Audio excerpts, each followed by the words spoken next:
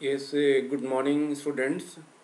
बच्चों, कल जो है थोड़ा सा नेटवर्क प्रॉब्लम के कारण से हमारी क्लास जो है वो बहुत अच्छे से नहीं हो सकी थी, इसलिए आज मैं उसको और बेहतर बनाने के लिए प्रयास मैंने किया है और उम्मीद है कि आपको जो है वो एक आज कल से थोड़ी सी बेहतर क्लास मिलेगी। तो कल बच्चों आप कंपोनेंट्स ऑफ फूड जो है वो आपने देखे थे कि 5 प्रमुख कंपोनेंट्स होते हैं: कार्बोहाइड्रेट, देन प्रोटीन, फैट्स, फिर विटामिन्स और मिनरल्स।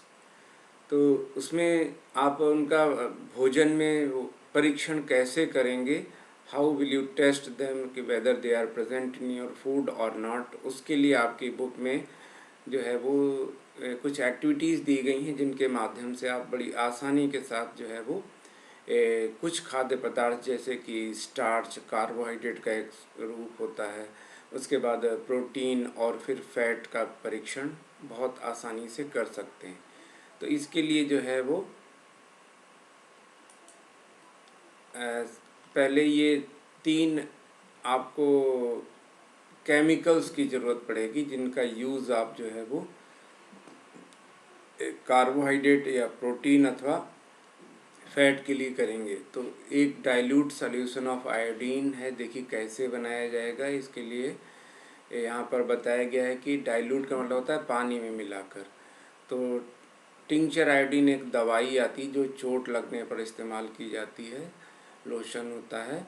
तो उसमें जो है वो हाफ फिल्ड वाटर में उसकी जो है कुछ बूंदें डालने से आप आधा ग्लास पानी लें और उसमें कुछ बूंदें अगर टिंचर आयोडीन की डाल देंगे तो it will become the dilute solution of iodine. इस तरीके से वो आप आयोडीन का सोल्यूशन बना सकते हैं।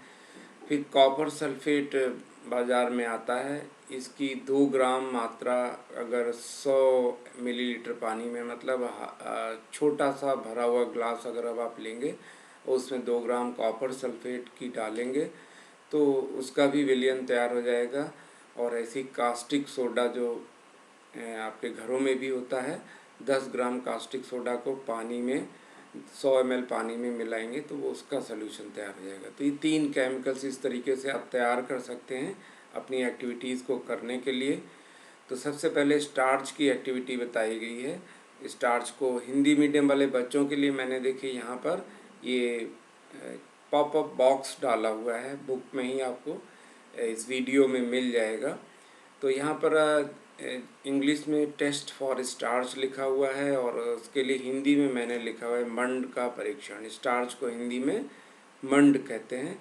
तो इसके लिए हमें स्टार्च के लिए जो है वो आयोडीन विलयन की आवश्यकता होती है। तो स्टार्च का जो परीक्षण है वो स्टार्च आयोडीन टेस्ट कहलाता है, क्योंकि स्टार्च का परीक्षण हम आयोडीन विलयन की सहायता से बड़ी आसानी से कर सकते हैं।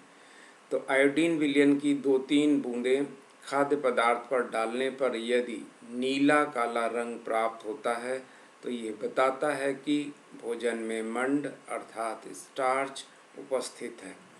तो इस तरीके से आप विभिन्न खाद्य पदार्थों को रखें अपने सामने टेबल पर, और आपके पास यदि आयोडीन विलयन है तो आप एक एक करके आयोडीन विलयन की 2-3 बूंदें प्रत्येक खाद्य पदार्थ पर जब डालेंगे और जिस जिस खाद्य पदार्थ में आपको नीला और काला रंग प्राप्त होता है वो ये दर्शाता है कि उस खाद्य पदार्थ में मंड या स्टार्च उपस्थित है। तो आपको याद क्या रखना है कि खाद्य पदार्थ यदि आयोडीन विलयन के साथ नीला काला रंग देते हैं तो उनमें स्टार्च उपस्थित होता है।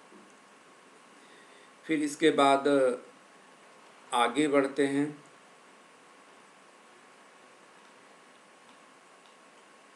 ये अगर इंग्लिश में जो बच्चे लिखेंगे तो उनके लिए हाईलाइट किया हुआ एरिया है, जो भी कार्बोहाइड्रेट से संबंधित लाइनें थी महत्वपूर्ण उनको यहाँ पर हाईलाइट किया गया है और फिर टेस्ट का परीक्षण की विधि लिखी है।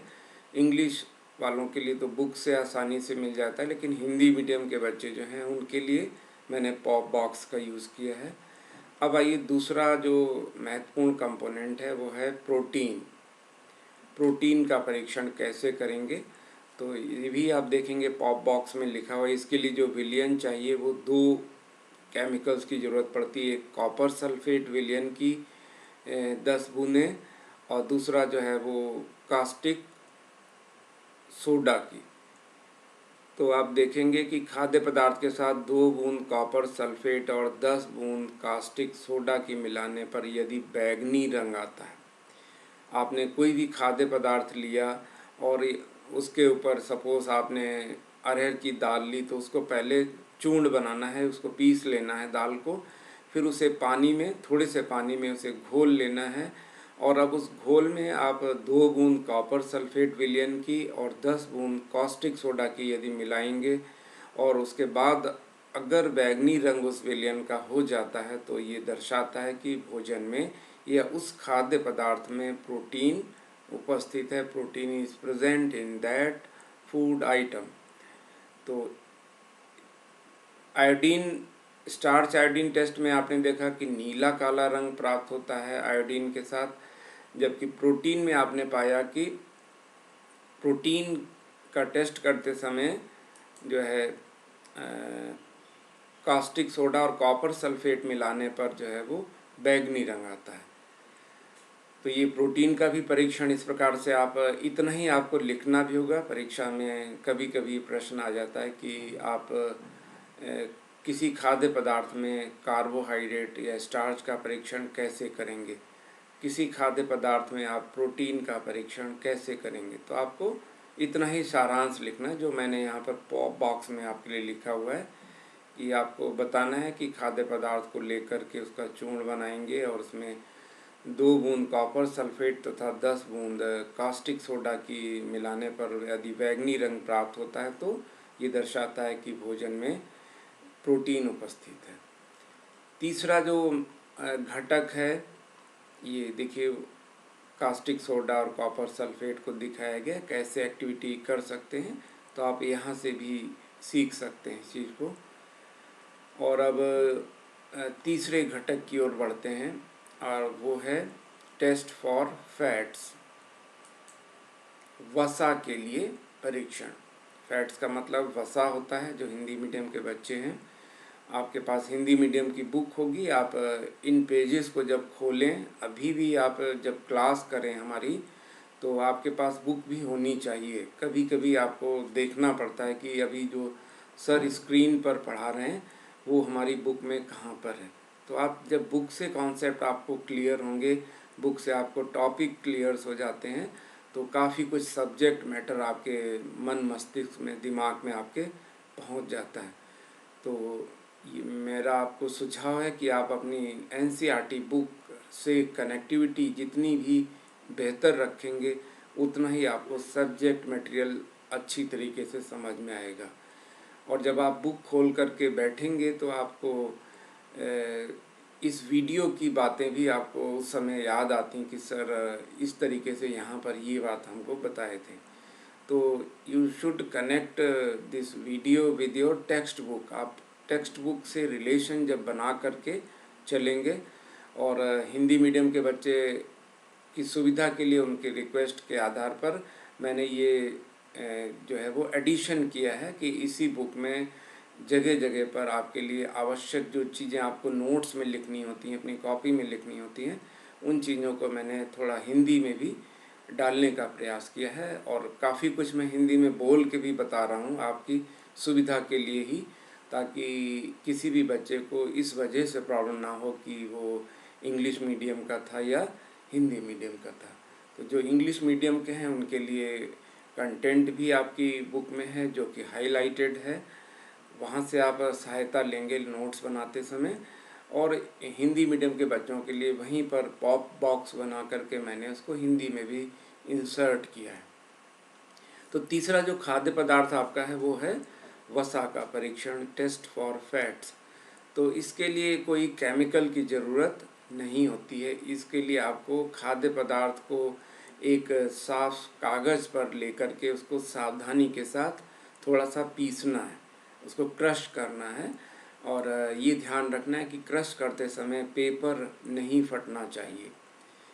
तो जब आप क्रश करेंगे किसी खाद्य पदार्थ को, तो उस समय कागज़ के टुकड़े के ऊपर जो है एक स्पॉट, एक धब्बा बनता है, और वो धब्बा जो है खाद्य पदार्थ को हटाने के बाद भी यदि बना रह जाता है और वो तेली जैसा दिखाई देता है, जैसे कागज़ पर अगर तेल गिर जाता है तो एक स्पॉट बन जाता है, जिससे कि हल्का हल्का प्रकाश, वो ट्रांसलूसेंट टाइप का हो जाता है, पारभासी, जिसके आर पार थोड़ा सा हमें दिखने लगता है। तो उस टाइप का अगर स्पॉट बनता है तो ये दर्शाता है कि खाद्य पदार्थ में कोई न कोई तेल, कोई न कोई वसा अवश्य उपस्थित है, जिसकी वजह से कागज़ पर उस प्रकार का धब्बा बनता है जो सूखने के बाद भी समाप्त नहीं होता है।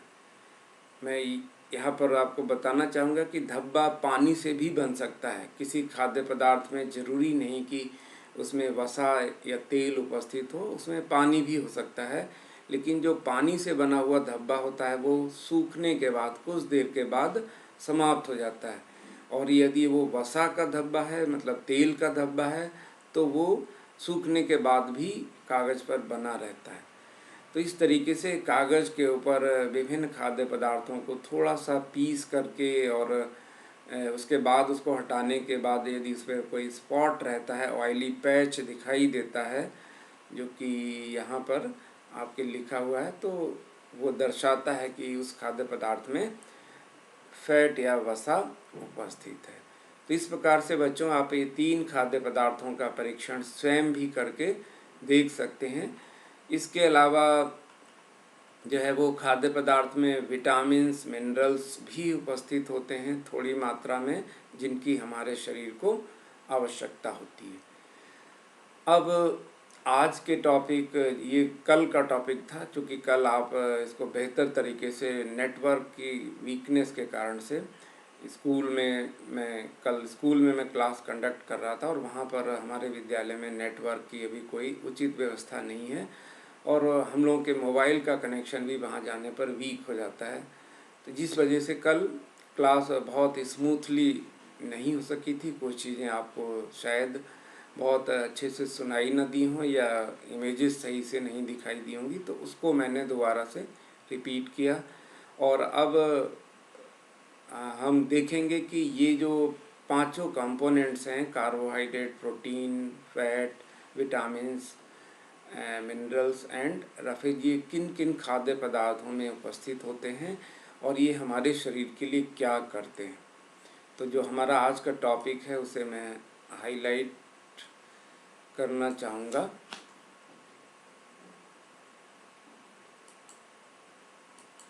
ये आपका आज का टॉपिक है।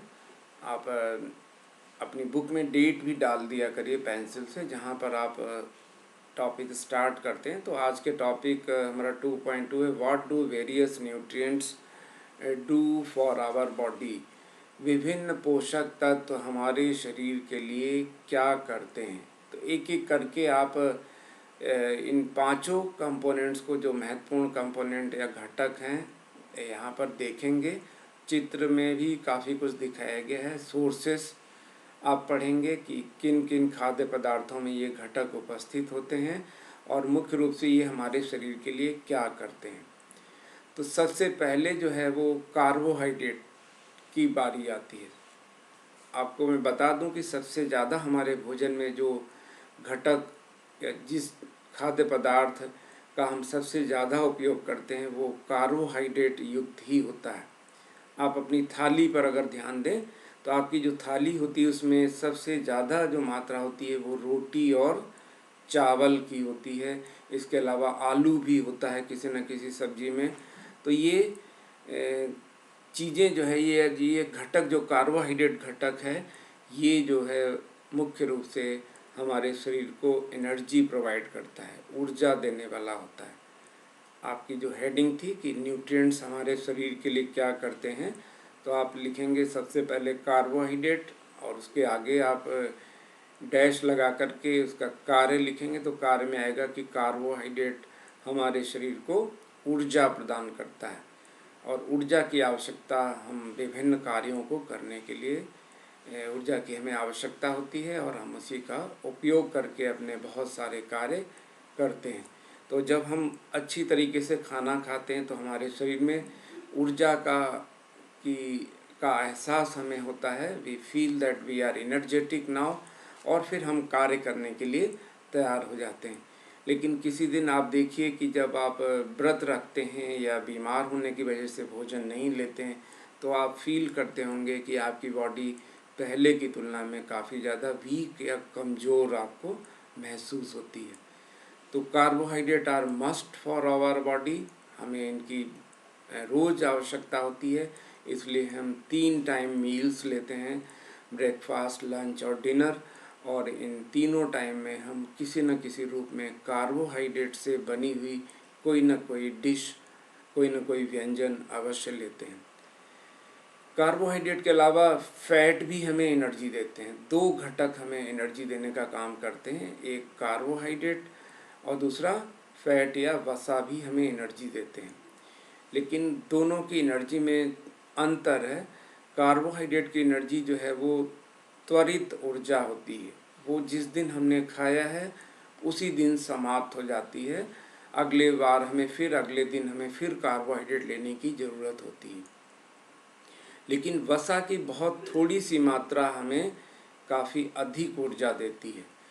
तो कार्बोहाइड्रेट के रूप में हम 3 रोटी खाते हैं, 1 कटोरी चावल खाते हैं, थोड़े से आलू भी खाते हैं, तब हमें पूरे दिन भर के लिए ऊर्जा मिलती है। लेकिन फैट आप देखेंगे तो आप घी 1 चम्मच खाते हैं, घी आप 1 कटोरी भर के तो नहीं खाते होंगे। तो इसका पीछे रीज़न यही कि फैट्स की बहुत थोड़ी सी मात्रा हमें अधिक ऊर्जा देती है। और दूसरा, जो फैट की ऊर्जा है वो संचित ऊर्जा होती है, स्टोर्ड एनर्जी के रूप में कार्य करती है। जब हम फैट्स लेते हैं तो तुरंत उसकी ऊर्जा हमारे शरीर में उपयोग नहीं होती। It gets stored somewhere in the body in the form of fatty muscles. जो मसल्स हैं उसमें वसा ये संचित होती रहती है। और जब हम कार्बोहाइड्रेट नहीं लेते हैं या हम जब बीमार पड़ते हैं उस समय ये फैट एनर्जी हमें देता है, स्टोर्ड फैट हमें एनर्जी देता है। और इस वजह से ही क्या होता है कि बीमार होने के बाद अक्सर हम कमज़ोर हो जाते हैं। उसके पीछे रीज़न ये है कि बीमार होने से हमारी बॉडी में स्टोर्ड फैट जो है वो एनर्जी देने का काम करता है, क्योंकि उस समय हम कार्बोहाइड्रेट की मात्रा बहुत कम लेते हैं या बिल्कुल नहीं लेते हैं। तो उस समय शरीर को जो एनर्जी मिलती है वो फैट से मिलती है।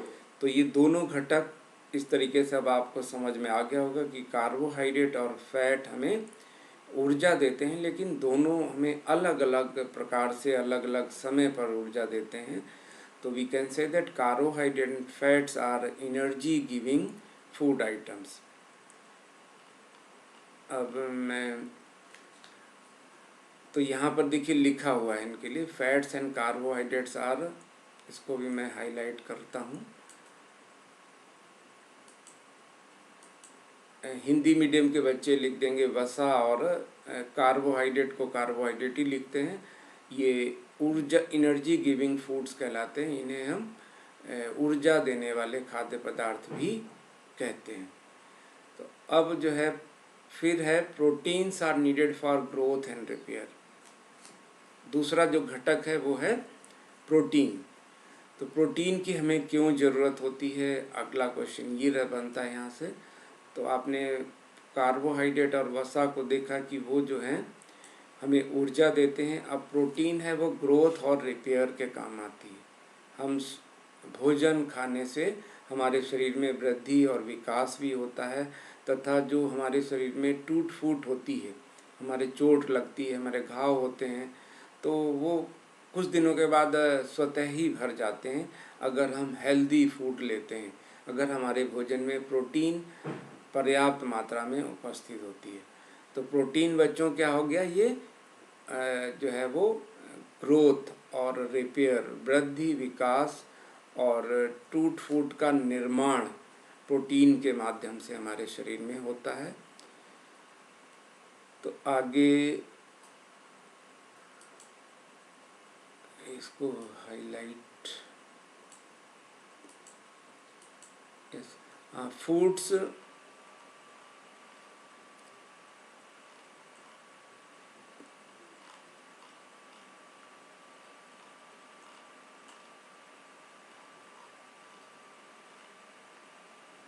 Proteins are often called body building foods, इसलिए जिन फूड्स में जो है वो प्रोटीन उपस्थित होती है उन फूड को क्या कहते हैं, बॉडी बिल्डिंग फूड। आप ध्यान रखिए, यहीं से क्वेश्चंस आते हैं जनरली।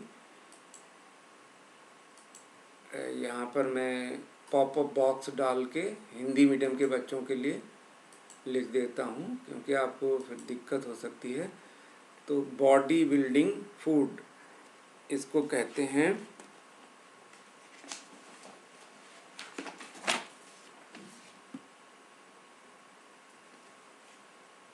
शरीर वर्धक भोजन।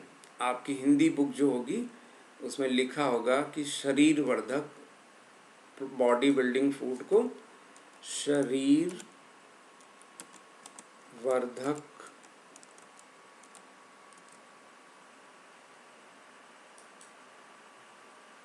इसको मैं हिंदी में कन्वर्ट करता हूँ।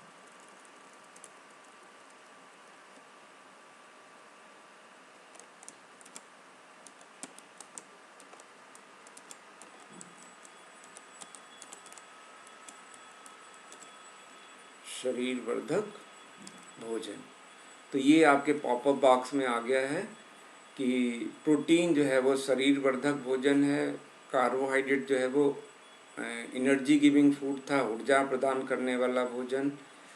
और अब आगे बढ़ते हैं, विटामिन्स को देखते हैं। विटामिन्स हेल्प इन, यहाँ पर आ गए हैं, आवर बॉडी अगेंस्ट डिजीजेस।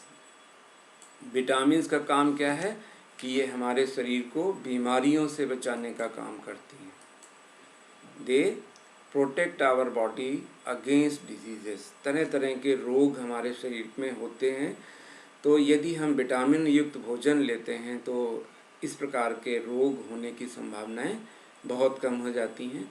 आप इस चैप्टर के लास्ट में एक तालिका पढ़ेंगे जिसमें विभिन्न विटामिन और उनके स्रोत तथा उनकी कमी से होने वाले रोगों की चर्चा की गई है। That I will take in the last. फिर इसके बाद है विटामिन्स आल्सो हेल्प इन, यहाँ पर आइए अब अपने बुक की लाइन्स पर।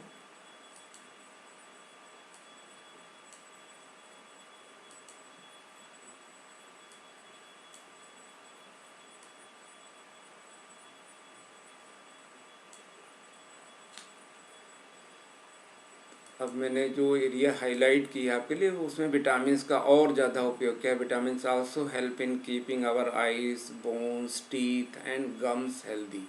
तो ये विटामिन का कार्य हो गया। आप अपने नोट्स में सबसे पहले मुख्य घटक और उनके कार्य हेडिंग डाल करके कार्बोहाइड्रेट का कार्य, फिर प्रोटीन का कार्य, और अब आप विटामिन तीसरा जो आप डालेंगे विटामिन के क्या लाभ या क्या कार्य हैं। तो विटामिन जो हैं वो they protect our body against diseases. ये हमारे शरीर की रोगों से रक्षा करते हैं विटामिन्स।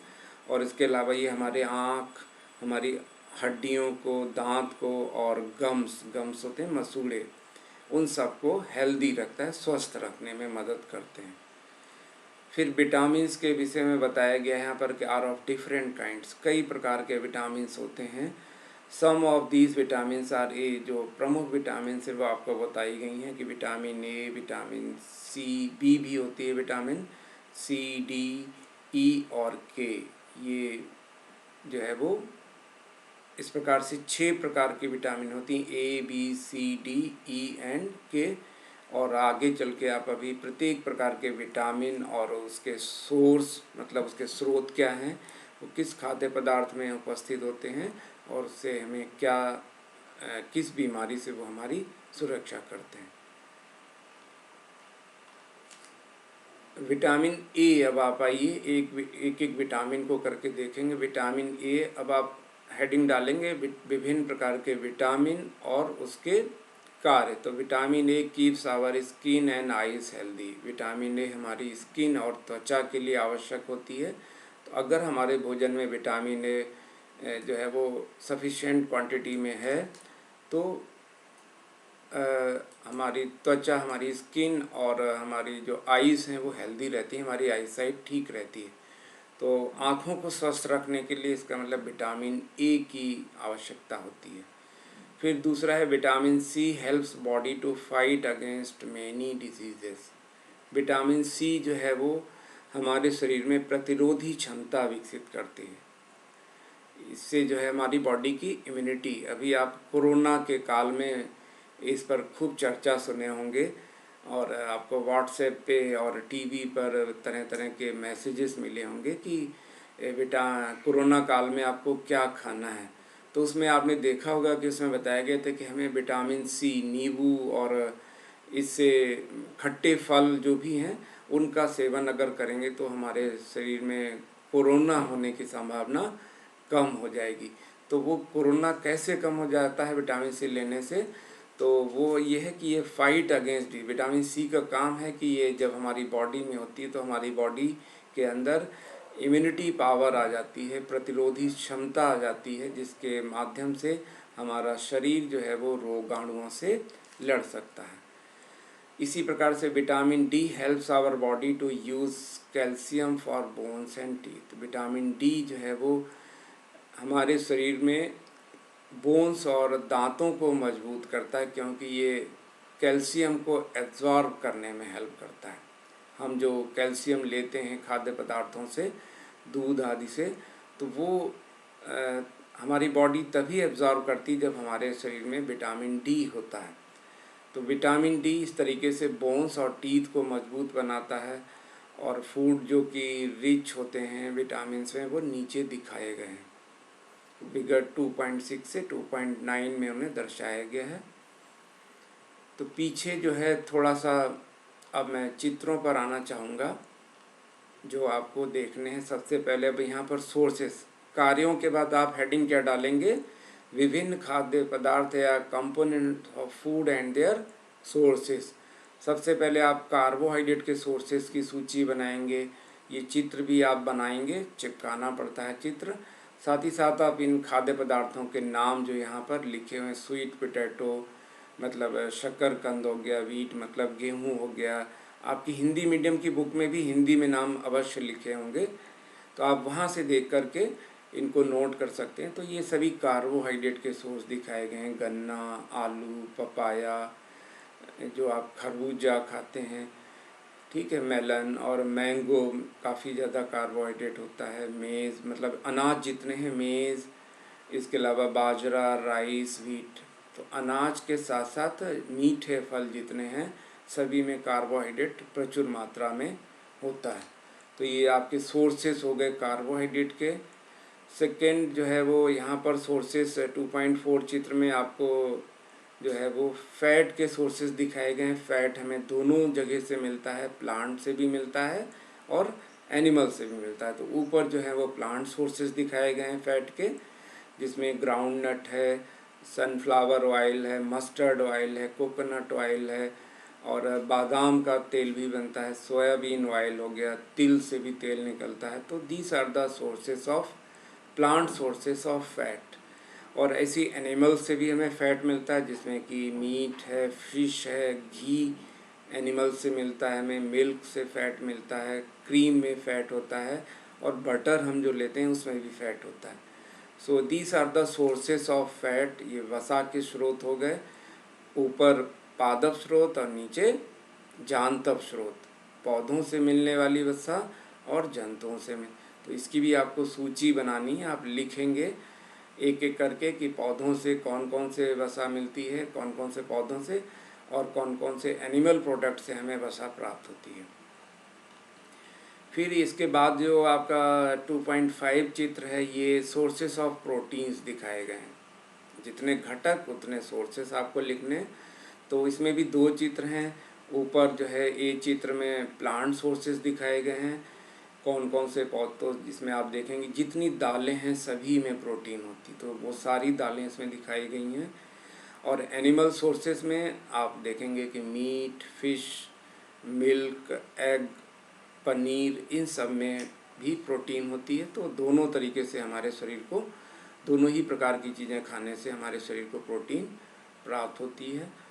तो दाल में जितने भी हैं, मूंग, ग्राम मतलब चना हो गया, मटर, पीस, सोयाबीन, ठीक है, बीन्स आती है बाज़ार में, और तुअर दाल मतलब अरहर की दाल। तो ये आप दालों के नाम लिख लेंगे प्रोटीन के स्रोत में, और यहाँ पर ये एनिमल से मिलने वाले प्रोटीन। और इसके बाद फिर जो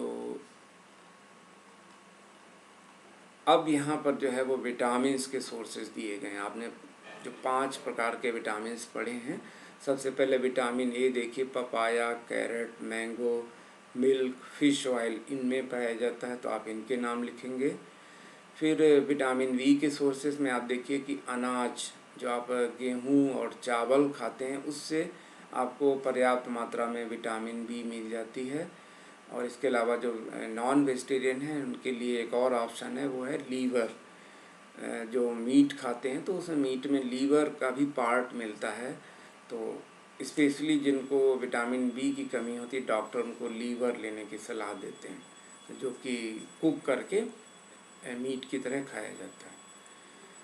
तीसरा है विटामिन सी, बहुत महत्वपूर्ण विटामिन है, इम्यूनिटी के लिए ज़रूरी होता है, और ये अधिकांश खट्टे फलों में पाया जाता है। तो आप देखेंगे orange, tomato, guava, green chilli, हरी मिर्ची में भी विटामिन सी होता है, लेमन सबसे अच्छा स्रोत, और आंवला जिसमें सबसे ज़्यादा विटामिन सी पाई जाती है। तो आप आंवला को ज़रूर खाएं सीजन में, और विदाउट सीजन में भी इसका मुरब्बा और अचार बना के खाया जाता है, जिससे कि विटामिन सी मिलती है। और ये है विटामिन डी के सोर्स, आप देखेंगे इसमें मिल्क है, बटर है, लीवर है, एग है और फिश है। इन खाद्य पदार्थों में विटामिन डी प्रेजेंट रहता है। और इसके बाद जो है यहाँ पर आप देखेंगे कि कुछ खनिजों की भी ज़रूरत होती है हमारे शरीर को। 3 महत्वपूर्ण खनिज हैं जिनकी हमारे शरीर को आवश्यकता होती है, मैं उनको भी दिखाना चाहूँगा। सबसे पहले आयोडीन के सोर्सेज दिए गए हैं।